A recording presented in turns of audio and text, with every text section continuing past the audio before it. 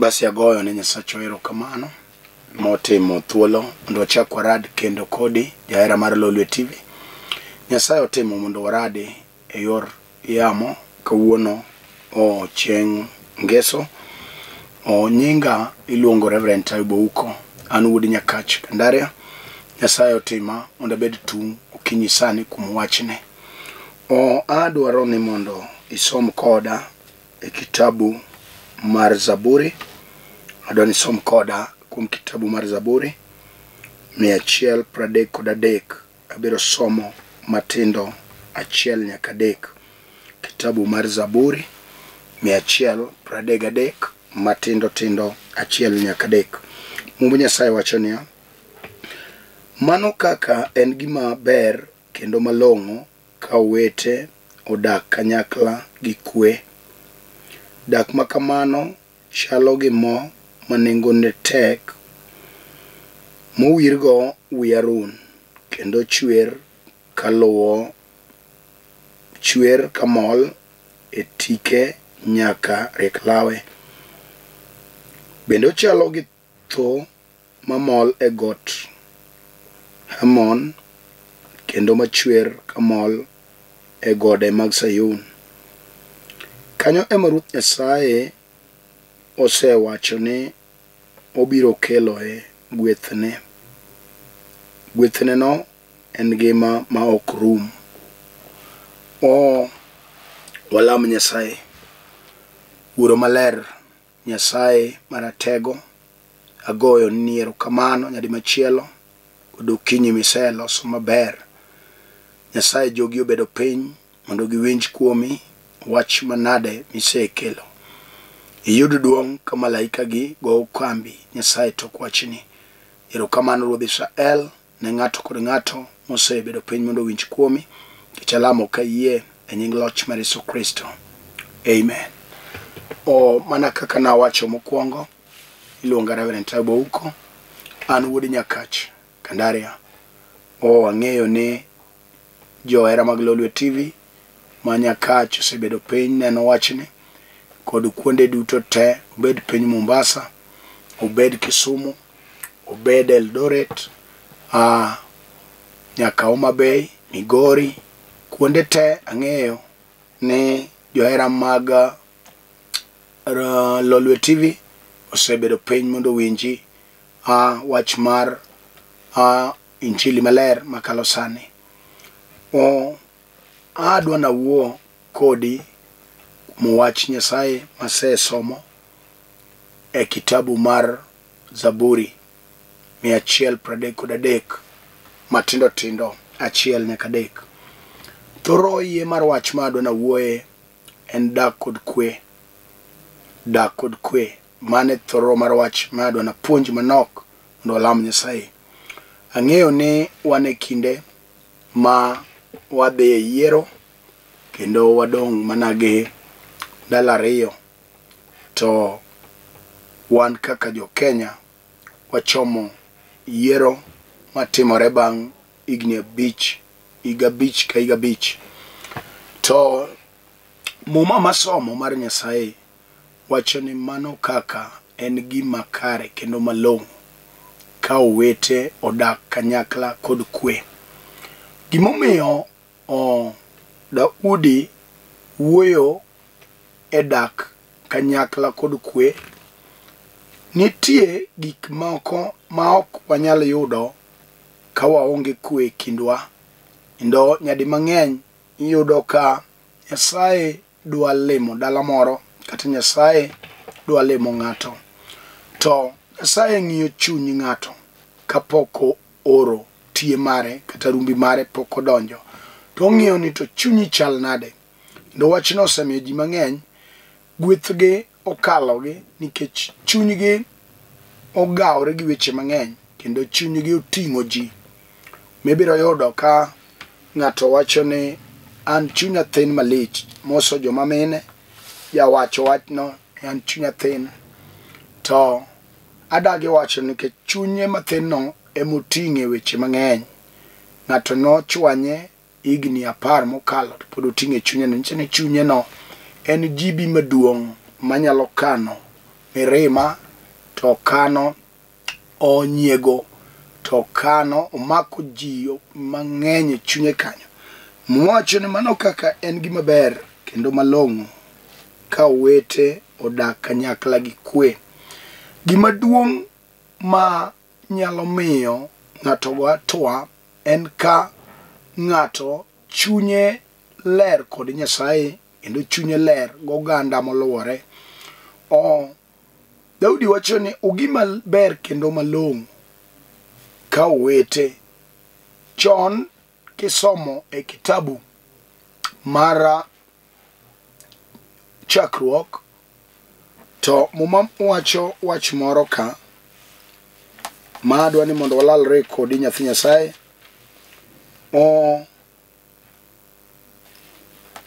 Chakruok 11 muma wacho wach moro ka ma adwa ni wawinjre kodi.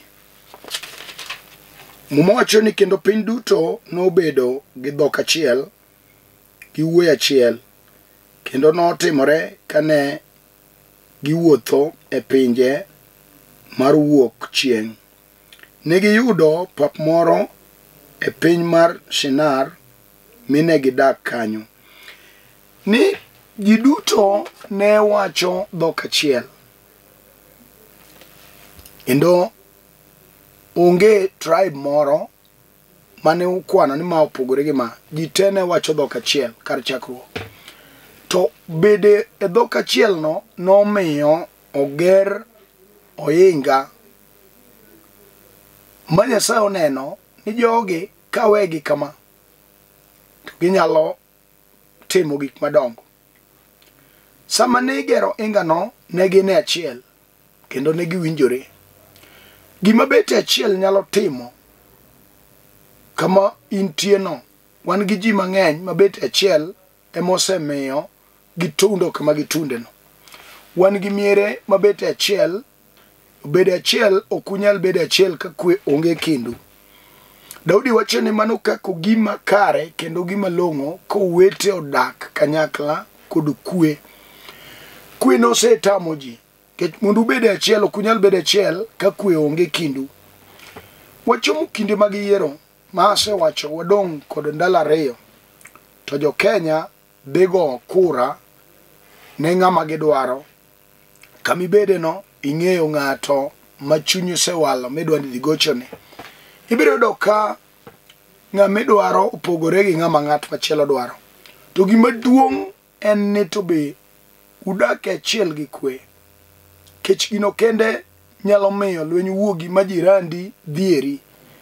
Jal manyu bedo go piny, jal manyu wuoyo go, tok yiero kata tok kura koka lweny ochakore.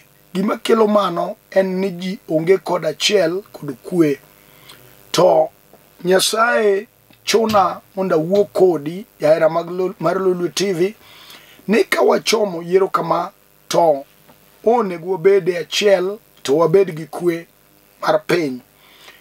Kawuono wadage chunje mag lweny ma jatimore iga ka iga bang' igni 5 ka igni 5 lweny wuok ma ji negore ma ok inyal ng'eyo ni ma wadu kata ma nyaminu kata ma jirandi manyo ouchiemo ka achiel kata nyo timo go gigeu. Jachien osekelo system mayudo ka lweny wuok gi ng'ama nyu konyorugo. Jasiasa migorigo no, migorine no, ento kiny ginyiero gi wadgi. To ng'ama igorigo ne, ma jirandi manyalo konyi. Muma wacho ni ogima ber manade kuwete odak kanyakla kod kwe. Kwe ne madwa na landi ukinyi ne jal mawinja. Aika kwe onge lweny nyaka bedi. Ka lweny nitie to ng'wono mar Nyasaye onge kaka nyalo lor. Daudi wacho no gima long'o kendo gima kare ka wete odak kanyakla gi kwe. Opime dak makamano, muma wacho ni dak makamano chalo gi mo manengo ne tek mowirgo wi Arun kendo chwer kamol e tike nyaka riek lawe. Kamineno ka mo pimo wach maro gi mo nengo ne tek. Kendo king'iyo pinje magolo mo tibiro yudo kata ka pinyno state mare mar finance ber, economy mar pinyno ni malo nikech mo nengo ne tek. Emomiyo kada udi pimo ni dak makamano chalo mo mole wi Harun to lor e tike piny. Ka ng'ato dwaro neno Nyasaye kata ka ng'ato dwaro mondo ne ng'wono e wang' Nyasaye, mokwongo kwe nyaka bedi. To kweno kosetamore kata mane dala ma ji odake to ji onge kwe e dalano, iyudo ka chi wuoyi yanyore gi dagi malo. Owete ma dalano be moro lawo wadgi gi tong', moro lawo wadgi gi beti. Iyudo ka kwe onge dalano, to gino kende nyalo kelo miero mayud ka ji negore nikech kwe onge. Wacho ni ka uwete odak gi kwe, to dak ilano chalo kod mo mowir ool kuom Harun to lor piny. Ng'ato nego ong'iyane matek ni to ere kaka anyalo dak gi jo oda gi kwe. Kata dhako mawinja gokinyi sani, kwe nyalo tamore nikech rieko onge. Wan gi mon ma odak gi lweny gi chwogi. Gimomiyo lweny bedo, rieko onge mondo ng'e kaka idwaro kwe. Gimomiyo kawuono mon mang'eny samoro dak kendgi en nikech kwe notame e ode kama ne entie. Samoro dichuo manoyudo nokete gi lweny, to lweny no idho mofundne moa. Kwe no emwalando sama wuoyi kodi ni, katibed dhako, katibed dichuo, katibed kijana matin, tiwinjo adier kamidake iwinjo ka chunyi osebedo moluor. Kata obed ni uno wete mang'eny to ok uwinjru e kindu, ibiro yudo ka dalano dok piny nikech ng'ato ong'e mana ni moyudo no mano mare. Ok ong'eyo ni jalmo odagono be onego yudi, en odwaro mare kende. Mano gima nyalo miyo nyiego bedi e kind owete. Kisomo muma mar chakruok na 4, wang'eyo gima notimore e kind Kain kod Abel. Ka nyiego notimore tok timo chiwo ne Jehova. Mwacho ni Kain ne iye wang' kabisa gomin mare, kendo wachno nokelo tho nikech nyiego. To Daudi to kawuoyo to wacho ni ogima long'o ka owete odak kanyakla gi kwe. Kinyalo ng'iyo mos, gik maketho kwe gin gik matindo manyalo miyo ng'ato ok bed gi kwe mar chunye. Endo ka ng'ato onge kwe, ng'ato onge kod paro kata ok nyal timo gire modwa timo nikech kwe no onge. Kwe kata obedo mana ni ionge gimoro mar lweti, to ng'ato nigi kwe mar chunye, tiyudo ka en ng'ama dhi adhiya maber. To weche ma ji osoe paro to donje chuny nyalo miyo ng'ato koso kwe. Okinyi sama wuoye ni, samoro awuoyo kodi, tiwinjo adier ka chunyi to noseng'ado ni dwa wuok e ot midake no nikech kwe onge. En ot ma lweny opong'o, en ot ma yany opong'o. Gima miyo kwe no onge en gima jachien otimo. Amoro jachien obiro gi trick mondo othu dhako gi chwore, kata othu jaduong' gi wuode, ma kwe okosore kanyo. Kech ondike muma mar Johana 10:10 ni jakuo biro mana mondo kwal, onegi kendo kethi.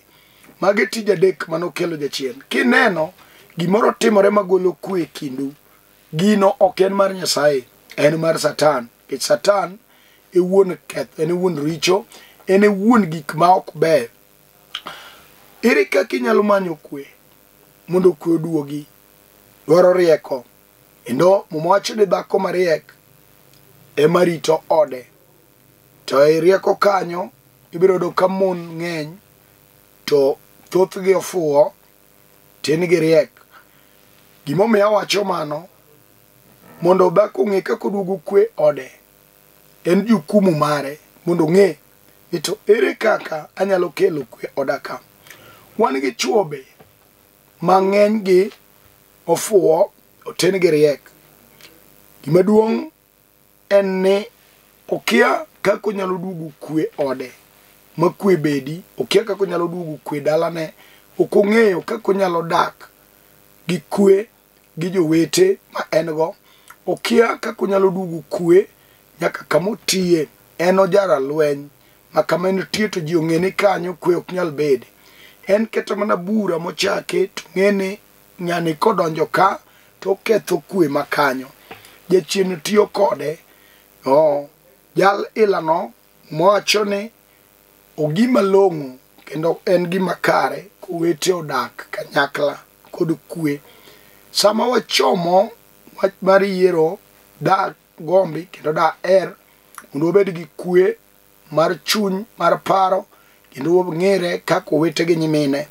Wang'ire kata obed Mkamba, kata jirandi en ja-Kikuyu, kata en jalang'o, kata en Mluya, to chalane kaka nodak kode chien cha, dak nonego dhi mbele nikech kura tigoyo to rumo, to dak kod kwe to siko manyaka chieng'.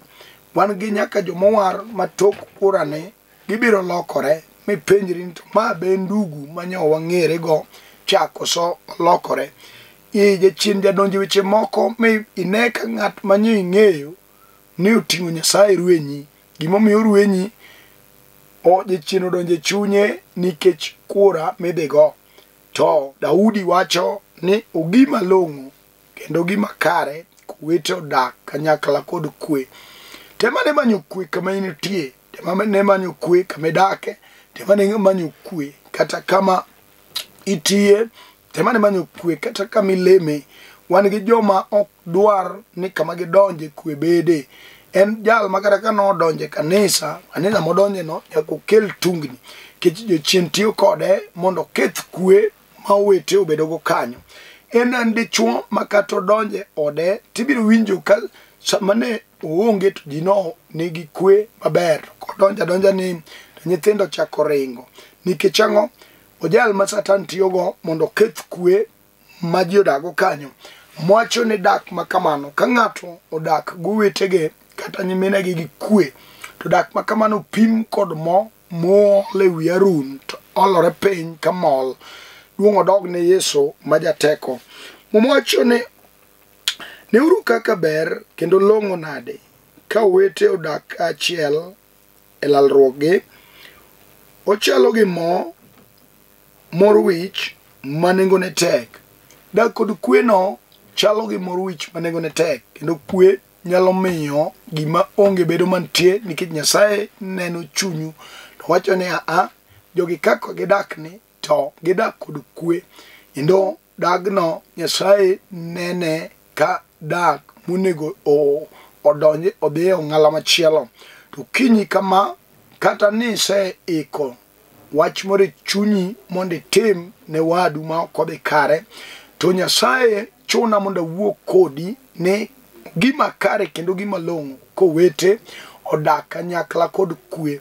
Kata ne chunyi paro eto gimoro, nikech wan gi ji ma ka ochom yiero kama to chunye wuoye tembe mag machienglo mag maundu. Samoro nolengo gir jirande moro, to odwaro vurugo kata odwaro koko moro mondo koko yud thuolo mar dhi kawo gino. We awuok kodi sani gokinyi ni mumb Nyasaye wacho ni mano kako gima kare kata gima long'o ka wete odak kanyakla kod kwe. Kwe ne mawalando sani kech piny Kenya dwaro mana kwe. Sama wachomo ni wang'eyo jochiende ma kelo lweny kata kelo tulo ka ji ochomo yiero kama, kendo gimiyo joma nyodak kanyakla nenore kaka jowasigu. To kawuono ne watamore chunje mag lweny tok yiero kata kiyiero. Wadagi kendo wachung' ataro mar rieko mar Satan mar kila thua e kind jo Kenya. Kuom nying Yesu Kristo walando kwe maduong' mar polo mondo mak piny Kenya kama wachomoni. Kama initie no katidak kama lweny gere, katidak kama iwinjo ka chunyi siluor, we akoni ni kuom teko mar nyalo mar polo, Nyasaye ura mondo wuo kodi ni gima ber manade kuwito dak kanyakla kod kwe, kendo dak ilano chalo kod mo miole wi Harun ka lor piny. Ere kaka iwinjo kama ibede no, kata ne chunyi oseregore maluoro omaki, miwinjo ka chir matin manidongo rumo, nikech wan gi ji ma samoro kamodake uwinjo ka luoro osemake, kamodake uwinjo koonge kod teko, kamodake uwinjo ka jochiende osetudo weche moke wiye. Samoro en dako modwa nomadh sum nikech lwenyo ole, kamodake onge kwe. Mowacho niya, dak kowete mano kaka en gima ber kendo malong'o kowete odak kanyakla gi kwe. Dak makamano chalo gi mo manengone tek mowirgo wi Harun, kendo chwer kamol tike nyaka riek lawe. Bende ochalo gi tho mamol e got Hemon, kendo machwer kamol e gode mag Sayun. Kanye ma Ruoth Nyasaye osewacho ni obiro kelo e gwethne. Gwethne no en ngima ma ok rum. Okinyi abiro mondo apuonjra kodi wach mar dak kod kwe. Endo Nyasaye pimo dak gi kwe no gi tho malor katon kowuok e god Hamon. Kama idake no be ineno kikelo kwe. Kama intie no be iwinjo ka the surrounding kata jok midakgo, jirendegi imiyo kwe. Kama idake no be iwinjo ka Nyasaye nyalo bede nikech in. To ka jachien tiyo kodi mondo igol kwe e surrounding ma intie, doga ne chunyi tipenjri ni to ang'o miyo ane ma jachien tiyo koda mondo aketh kwe kama ji odake, kata en dala ma ji odak gi kwe, to ine ma Satan tiyo kodi mondo iketh kwe makanyo. Mowacho ni gima long'o kendo en gima kare ka uwete odak kod kwe. Ok ang'eyo biwinjo kama ikwe. Chunya neno mondo alam gi ng'ato mawinjo kata obed tuo emose ma ikwe, kata obed wach mane pachi to chamore chunyi ochalo kansa. Mowacho ni ogima long'o kendo gima kare kowete odak kod kwe. Kata en wach miwinjo ka iseteme lamo to ochalo gimogo mwamba, en wach ma otek, tiwinjo kuma ikwe mar chunyi. Nyasaye orago kinyi mondo awuo kodi. Ogima long'o kendo gima kare kowete odak kanyakla kod kwe. Dak makamano chalo kod tho maton. Kawuono Nyasaye nyalo timo ni ng'uono kama initie no, kata chunyi oregore nikech gik misekale. Wan gi ji mosekale tembe madongo, wan gi ji mosekale chandruok. To okinyi ka Nyasaye okela, omowacho ni ogima long'o kendo gin gima kare kowete odak kanyakla gi kwe.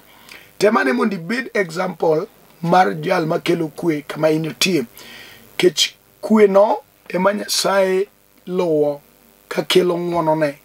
Kwe no ema Nyasaye luwo ka otimo gik madongo e ngima mar ng'ato. Ok ang'eyo wach miwinjo ka pek, kata wach miwinjo kisetemo gi lamo to tamore, kata wach miwinjo kama ikwe gokinyi. Nyasaye ma wane nyime en Nyasaye maratego. Nyasaye mane wane nyime en Nyasaye mapokolo manyaka nene. Kama initie no, chunya gombo mondo alam kodi Nyasaye ma wuon kwe, iluongo Jehovah Shalom, the Lord of Peace. Mondo ka wachomo yiero kama to tem mondo iland kwe kama initie. Kata ka tich ariyo romo, be go kura tiduoge odi. Ae fitina mag vurugo makelo kethruok, makelo mirimb Nyasaye. Nyasachwa en Nyasaye mar kwe, kendo Nyasachwa en Nyasaye matimone ng'ato ka ng'ato mana kaka chunye chalo.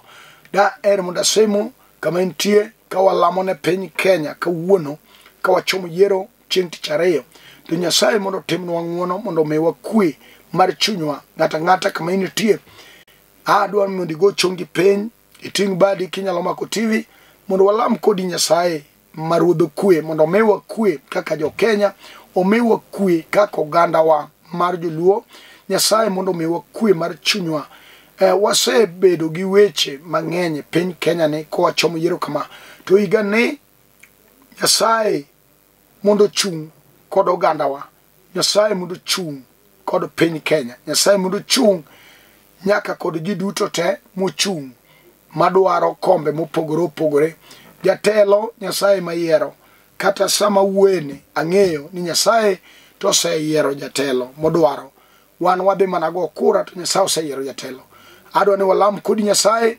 makelo kwe mondo kama idakeno kwe obedi sama igo kura kama kata tok yiero mondo ibed gi kwe luoro majamak ji majawet mwandu meyudo ka ji ochomo kura yiero kama to mwandu lal mang'eny kendo ji negore wamako chunjego kuom nying Yesu Kristo ting badi kama intie no mondo walam kodi Nyasaye wuoro maler Nyasaye mar nyalo mar teko achiel mar apar mar polo in alfa in omega ni chwe polo gi piny gi nam gi gode koda ore ondike mumbi kada udi wuoyo Nyasaye e kitabu mar Zaburi 133 ni en gima long'o kendo en gima kare kowete odak kanyakla kod kwe dak makamano upim kod mo manengone tek mo lewi arun to lor piny tike ukinyi ne aketo piny mar Kenya e teko kod nyalo mar polo